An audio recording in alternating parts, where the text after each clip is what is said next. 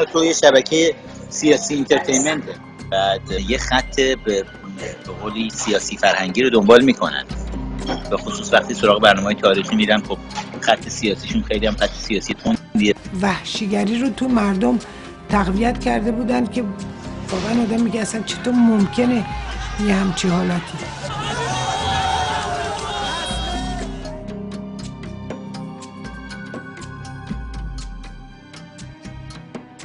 بودجه‌ش هم بودجه دولتیه و عمده بودجه که از طریق دولت‌ها داره تامین میشه.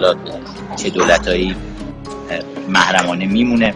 خود من و تو هم حالا چون خیلی شفاف نیست، من نمیدونم در واقع از کجا بودجهش تامین میشه. مدیر ارشدش که خود کیوان باشه، کیوان عباسی خانومش، خانواده عباسی‌ها کلا ما روابط خیلی نزدیک و دوستانه‌ای هم با هم داریم.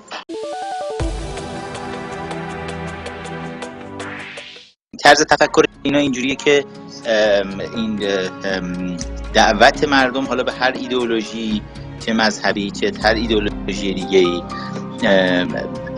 مثل اینی که به مردم بخوای غذا بدی بعد توی بشقاب هی ادویه بریزی براشون به خوردشون بدی.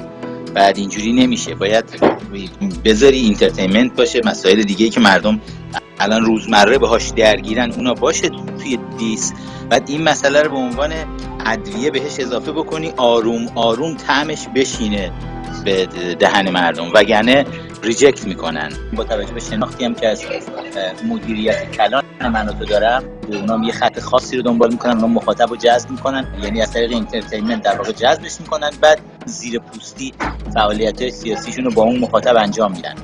رضا شاه مردی مقید و پایبند اخلاق بود. زندگی خانوادگی برایش بیشتر اهمیت داشت. وعده‌های غذایی‌اش را تقریباً همیشه در کنار بچه‌هایش می‌خورد.